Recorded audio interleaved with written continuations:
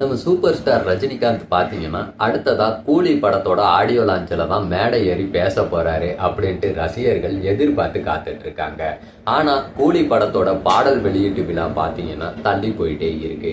இதுக்கு இடையில அடுத்த வாரம் வெள்ளிக்கிழமை மறுபடியும் மேடை ஏறி நம்ம சூப்பர் ஸ்டார் ரஜினிகாந்த் பேச இருக்காரு. அது எந்த விழா அப்படின்னு பாத்தீங்கன்னா எழுத்தாளர் சு வெங்கடேசன் எழுதின வேள்பாரி நாவலுடைய 1,00,000வது பிரதி விற்ற வெற்றி விழா தான் அடுத்த வாரம் வெள்ளிக்கிழமை நடக்க இருக்கு.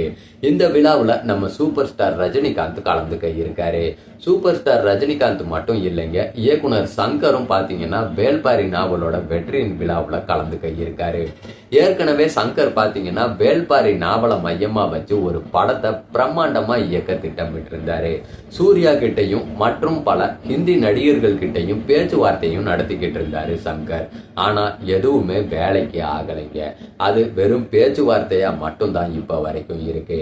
இந்நிலையில வேள்பாரி நாவலோட வெற்றி விழாவுல நம்ம ரஜினிகாந்தும் சங்கரும் கலந்துக்கிறதால ரஜினிகாந்த் சங்கரோட இயக்கத்துல வேள்பாரி நாவலை மையமா வச்சு எடுக்கிற படத்துல நடிக்கிறாரா அப்படின்ற ஒரு கேள்வி மக்கள் மனசுல எழும்பி இருக்கு.